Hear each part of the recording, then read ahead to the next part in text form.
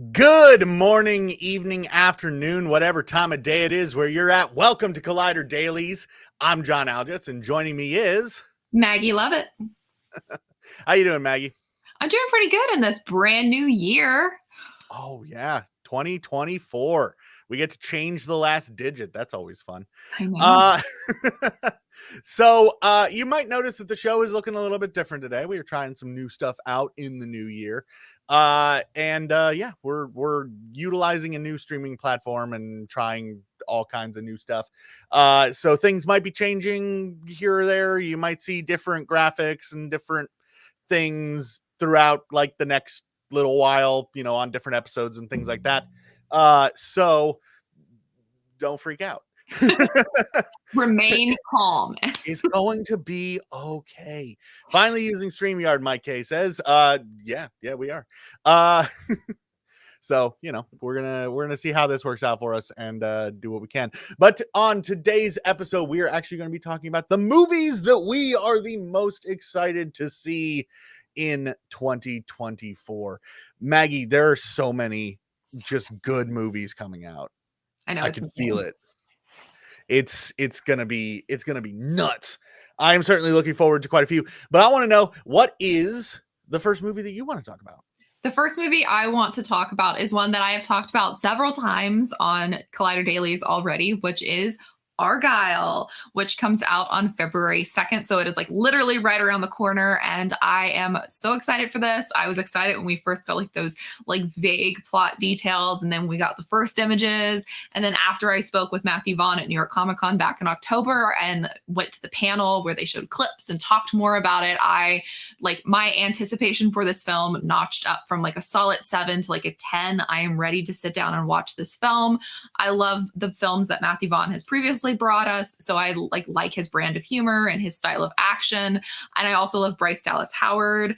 I also have the Argyle book that I got from the studio, so I have a little bit of extra knowledge about the world that is not out there yet. So I'm just really excited for this film. It's got an insane cast. You have Henry Cavill, you have John Cena, you have just an insane like slate of people in this film, and it looks like a good time. I like that it's supposed to be like a fun date movie, that he was influenced by Romancing the Stone. Like there's just a lot of really fun details about this. And I also love the fact that even though we've seen a trailer that's only from the first 28 like minutes of the movie, so there's so much that we have not seen, which is something that I find really frustrating with a lot of trailers today that like spoil the entire movie for the benefit of like trying to get people to come see it. And so I think that was really smart marketing tactic, and it just made me even more excited to see what the rest of the film looks like.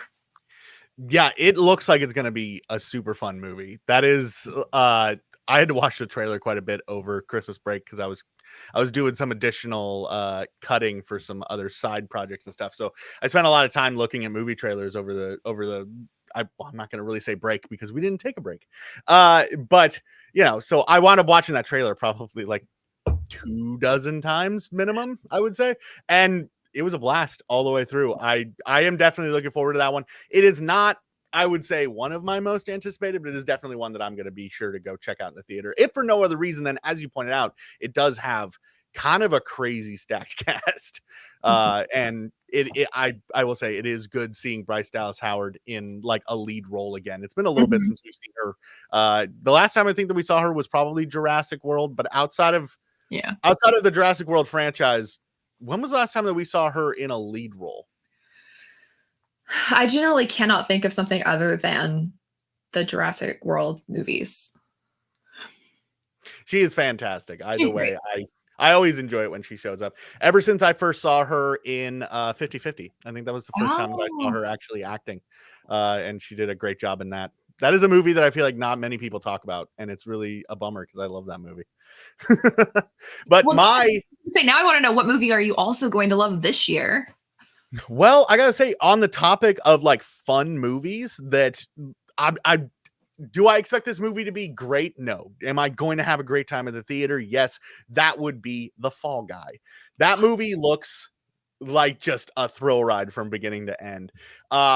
In that film, obviously, if you don't know what it is, it's a movie where Ryan Gosling plays a stuntman who gets wrapped up in this conspiracy with a missing actor, and he's got to like track him down and all sorts of shenanigans seem to ensue. It just looks like a ton of fun from beginning to end. And Ryan Gosling is one of those actors that, for me personally, he's always a little bit of a hit or miss. I either love his movie or I absolutely hate it. But I feel like this will probably be one that will fall on the love it side, because it just looks like it's just going to be so much of a blast. And it has Emily Blunt in it, which is always, Mhm. she is also another one that I always look forward to seeing her, because she's just so good at what she does, and she's just such a charming individual that I can never get enough of watching her. And also there's a cute doggo that he's going to be hanging out with for at least a part of the film. So, Yes. I love that both of our films have cute animals. There's the dog in Fall Guy, and then of course the cat in Argyle. So like perfect connection there. Although, maybe this brings up the question of which one do you prefer in movies, cats or dogs? Oh gosh. Well, I'm gonna take an easy one out and say that the Cat and Dog Wars, that was that kids movie when we were younger. That I'm just gonna say that's my vibe right there. Just both of them. God, I haven't thought about that in a long time. I'm ashamed to say I think about it at least like once a month. Wow, really? Yeah. This is a really weird place to like exist. There's a I lot of mean, real estate, and unfortunately, that real estate's been claimed by obscure movies from our childhood. I'm very much gathering that based on our conversations on the show and our conversations away from the show, that like it's a wild place. But Maggie, what second movie is currently living rent free in that wild place up there? So I organized mine not in order of like most anticipation, but in order of release date. So the next film that comes out is releasing on March 29th of this year, and that is Ghostbusters Frozen Empire. I loved the film that preceded this. I thought it was wonderful. I love that whole slate of like the young cast, and then also Paul Rudd, Carrie Coon, like what a fantastic adult ensemble as well. Everything that I've seen for this film so far has me really excited for it. From the posters, like the tease that Slimer's in it, like hello, I'm here for Slimer, and also the inclusion of some of the original Ghostbuster cast makes me really excited for it as well. So I'm really hyped for that one. I do think March is kind of a weird release date for it, since it does kind of jive more with like October release, especially since the first one I actually saw at New York Comic Con in October a few years ago. So I think Ghostbusters kind of feels like a fall movie, but maybe they're trying to tie in something with like, the Frozen Empire, the end of, winter into spring. Maybe there's a connection there, but I'm just excited it's coming sooner rather than later. That is one that almost made my top three. Like I would put it like fourth or fifth probably, because I love the Ghostbusters film. I felt like Afterlife is, to me, like the prime example of a legacy sequel, because Yeah. it is just handled so well, and they handled all the cast and introducing new characters and everything just so well, that I absolutely adored that film. Same. And I'm really hoping that continues with I do too. this one. I really Um, hope they don't let the like original Ghostbusters cast like completely overshadow the kids, who I think Afterlife did really well with letting the kids be the heroes and the adults kind of show up to like lend moral support, a little advice, but not like overshadow them in, saving the day, which I think is really important with legacy films, not yeah. completely, cutting off the new cast. I think if the trailer is anything to go by, which admittedly the teaser trailer that we got wasn't a lot, but there wasn't a ton of the old cast in that. So Mhm. I'm kind of like, if, bear with me here for a second, if the ratio from the trailer is what we can expect for the film, I think that's not going to be too much of a concern. I do appreciate that the filmmakers have basically said that they're effectively just making an episode of the real Ghostbusters as a film, which is going to be fantastic. That cartoon is one that I had not thought about probably since the 90s. And Yeah. as soon as the trailer for this came out and everything, I was like, oh, suddenly I feel like I need to go back and rewatch a whole bunch of the real Ghostbusters. And it's Yeah. a blast. And I really hope that it kind of carries that vibe through.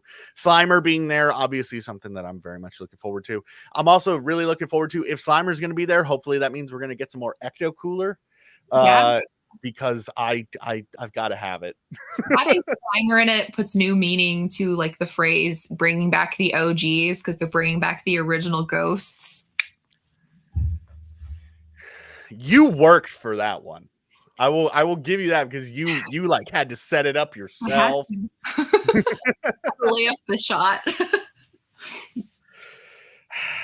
Wow. Okay.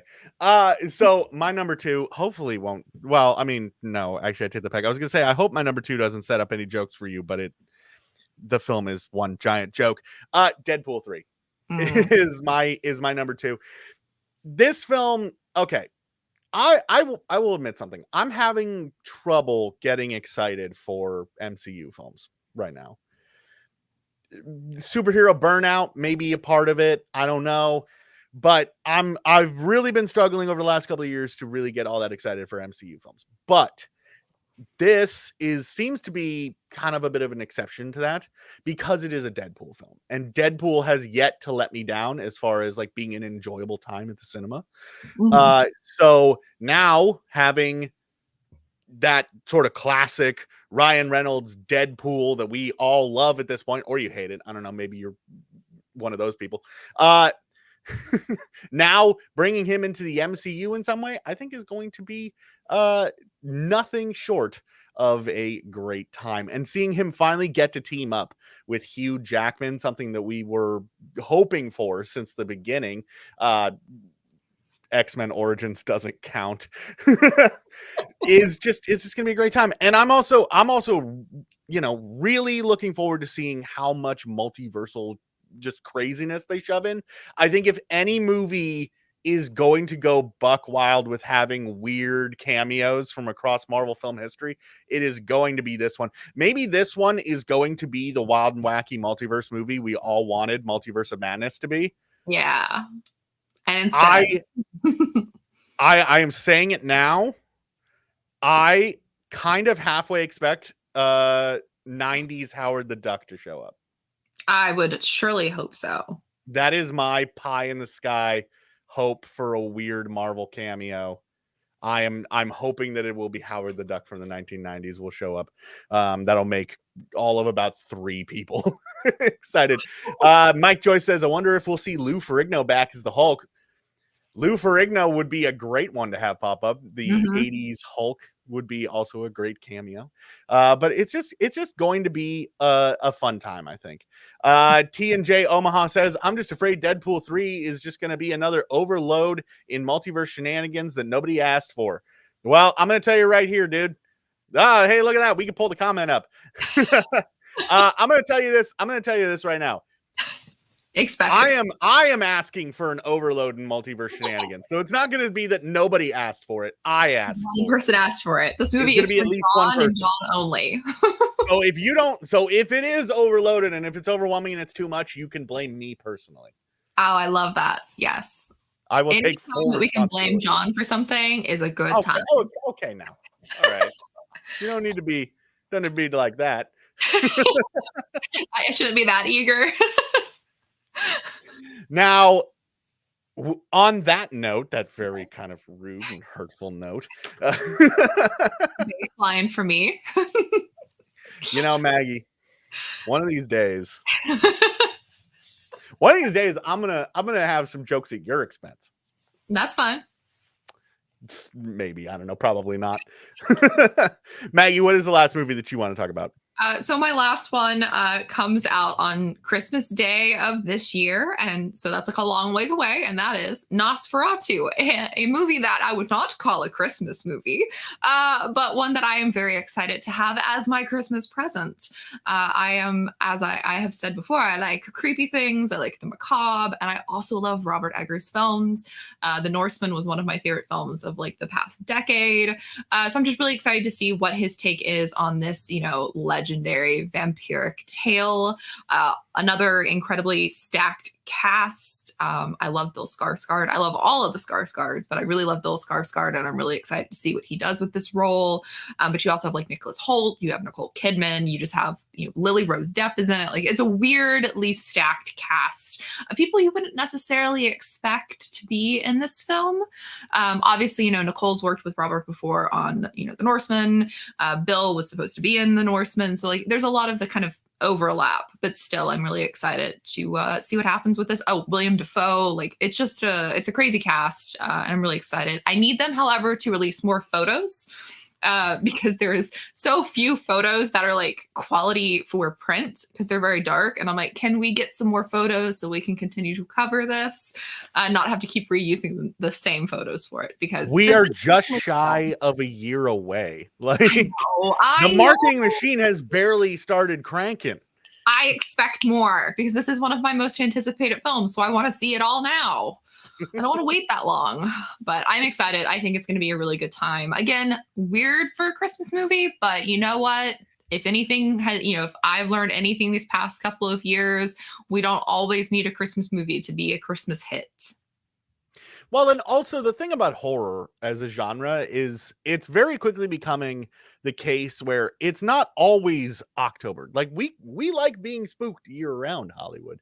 Yeah. So giving us spookier films at different times of year is totally acceptable. And Nosferatu is also one that I'm very much looking forward to. I love the silent film. It was the first silent film that I remember, like as a youngster, actually enjoying, because silent films are one of those things that, especially for younger viewers, are sometimes very hard to get into, and even for older viewers, sometimes it's kind of hard to get into silent films. But I definitely enjoyed that one. That was the first one, and then I got into Metropolis and The Cabinet of Dr. Caligari and all the classics that you roll through when you start getting into silent films. So seeing a modern adaptation on this, I think will be a good time. Before we get into my last film, let's take a look at the chat here for a second and see what everybody who's watching is calling out. I'm seeing a lot of love for Maxine, which do we have a release date on that? Do we know? Don't remember, because I think it changed. So don't quote me on that. I think we recently got a new release date for that.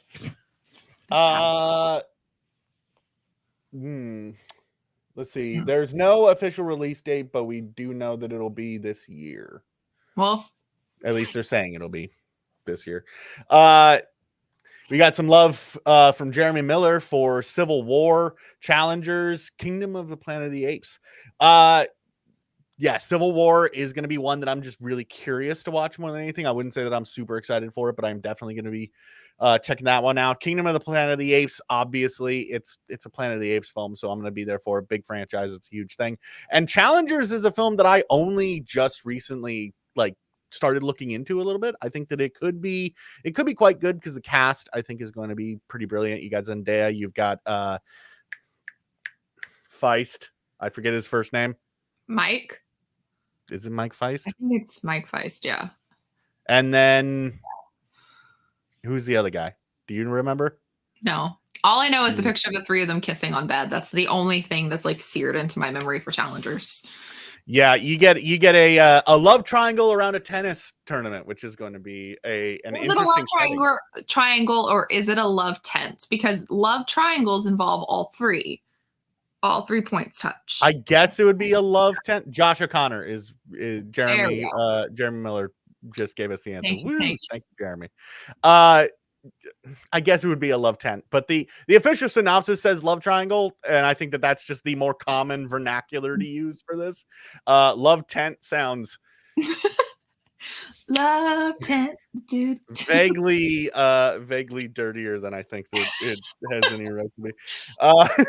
Steve Calderon says, I'm excited for Deadpool 3, Dune, Ghostbusters Frozen Empire, and If. If does look fun. Yeah, those are all 3 good ones. And actually, that's a good segue into my number 1, because it is actually on that list, and that is Dune Part 2. This should be a surprise. I loved the first Dune with Denis Villeneuve in this cast. I thought that it was probably the best film of that year. It is just a gorgeous film. It's one of those movies that I put on in the background just so that as I'm working, I can look over and go, ooh, pretty. And then like get back to whatever it is that I'm doing.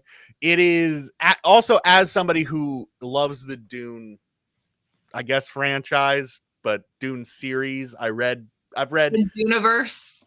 I've read most of the main series. It's worth pointing out that like after Children of Dune, that series gets really weird. Like Paul turns into a giant sandworm, and like then he really I just have to say he really answers the question of would you still love me if I became a worm? And it sounds like in his case you wouldn't.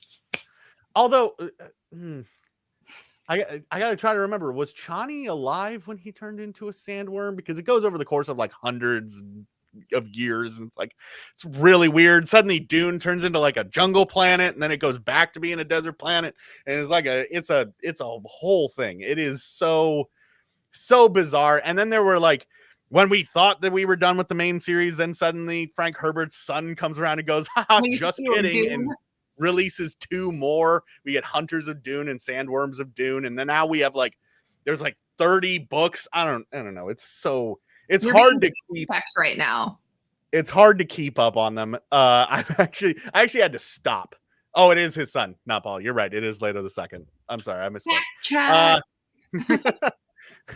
It's been a long time since I've read God Emperor. I mean, honestly, I'm impressed that you remember all of that, because everything I've read about Dune, it's just insanity.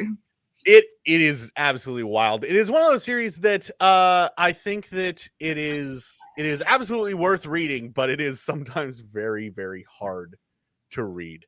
Chani is dead, but Paul is alive to see his weird sandworm son. That is just a great comment. Yeah, it gets to be just so weird. Although the first book is really weird too. I don't know. It's such a bizarre series, but having like a really fantastically crafted like prestige film pairing, like duology here, is I think is magnificent, and is something that I'm very much looking forward to. And it's one of those films that I get to look forward to it with my brother, which is a big one, because my brother and I, we talk movies, but it's usually like the same 3 movies that we're talking about at any given time, because he doesn't watch as many movies as I do. But with Dune coming out, that is one that we have been kind of geeking out over. We've kind of been bonding over. So I'm looking forward to that, because, you get like that family thing from me.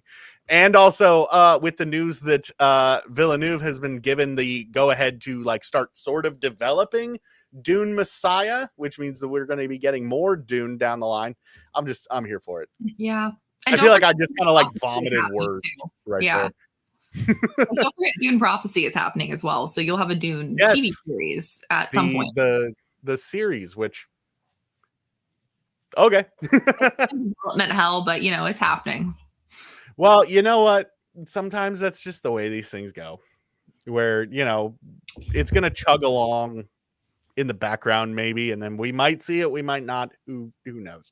The films are the ones that I'm the most like focused on. As long as we get those, if Dune Prophecy comes, great. If it doesn't, I won't be too disappointed, I suppose. But yeah, so those were our anticipated movies of 2024. I want to know what you all are anticipated for. Luckily enough, you guys have been already blowing up the comments, so we got to all of that. But those of you who are listening to this either after the fact, or maybe you're checking us out at home, you can always get to us on Twitter. If our producer Adam can flash up our name cards again, so that you can see our handles, you can tweet at us and let us know what it is that what you want to see in 2024. Maggie, do you have anything exciting coming down the pipeline that you want to talk about? I don't have anything too exciting. I'll be missing a few episodes of Dailies next week, as I fly out to Los Angeles for the start of awards season that I'm very excited for. So stay tuned and see what fun things I have to talk about next week. But I still have one more day this week to torment people with my bad puns on Dailies, but not you. It'll be not me. Yes, it's gonna be a Perry and Maggie episode, which is going to be My fantastic. favorite episodes. Jeremy Miller says I followed Maggie on Letterboxd after she plugged it last week. Well, So I actually have some news about that. I finally signed up for Letterboxd.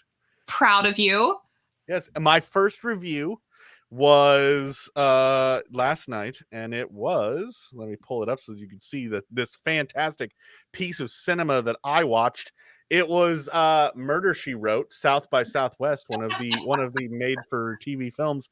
I said fairly middle of the road Murder She Wrote episode stretched to feature length, but I'll never complain about more JB Fletcher adventures, which I won't, because I absolutely adore that woman. So get over there. I am John Aldrich on Letterboxd if you want to follow me. I don't foresee myself using it too much. You But should. Letterboxd is awesome, especially at the end of the year when you can see your stats and see what kind of films you watch the most of. They did some new stuff this year where they went a lot more granular on like specific themes that you liked watching, and mine were very predictable. Yeah, I saw a bunch of your tweets about your stats. Yeah, my stats Of pretty course, you know, your top actor, I think, was the most predictable thing that could have possibly. 3 years running. But it was really fun to see that like I apparently like lean towards like fantasy films, historical films, war films, car films. Like I was like, okay, I get it. Yeah, like I get it. I'm predictable, but it is also really fun just to see like the trends of like how many movies you watched and stuff like that. I think, and there's also a television version of Letterboxd if folks haven't found that themselves. Serialized is great. You can log like each episode as you watch. You can log when you're done with an entire thing, and it also gives you stats at the end of the year. I came into it too late last year for it to actually give me stats on what I watch, but I think it's fantastic so far, and I highly recommend it. That sounds like a lot. Doing episode by episode. Yeah, I mean, some people like doing that. And since I watch a lot more television than movies, I definitely think I'm going to get a lot more out of it this year. Well, you know, check that one out. Is it from the same people as Letterboxd? Is it like connected? It's just an offshoot. Somebody else Well, came up with the idea. Serialized, you said it is. Mm-hmm. Check that out if you're a television person. I'm not a television person, so I'll just stay over on Letterboxd. I don't have time for television. It's too much of a commitment to like sit there and watch a whole bunch of episodes. It has to be something really, really great, or something. Unless it's Murder She Wrote. I love Murder She Wrote so much. Can we have an episode entirely about Murder She Wrote? Should we do that? I think I've watched most of it. I love Murder She Wrote. There's so many little things. I won't get into it now because we're at the end of the episode, but like the what her purpose was for a lot of Murder She Wrote is very awesome. So anyways, we will be back tomorrow is tomorrow the Perry and Maggie episode? Yes. Maggie will be back tomorrow with Perry. I will be not around, so I'll be watching. I'll be in the chat because I usually am. So be sure to tune in for that. We will be back to regular dailies episodes, you know, the classic, here are 3 topics, let's talk about news. No more of this like let's do top things. We're gonna be back to our regular episodes, which I am looking forward to. I do like these weird and fun episodes, but I do miss the normal format. So be sure to tune in for that. But until then, I hope you have a fantastic rest of your day. Happy New Year and all of that, and we will see you next time.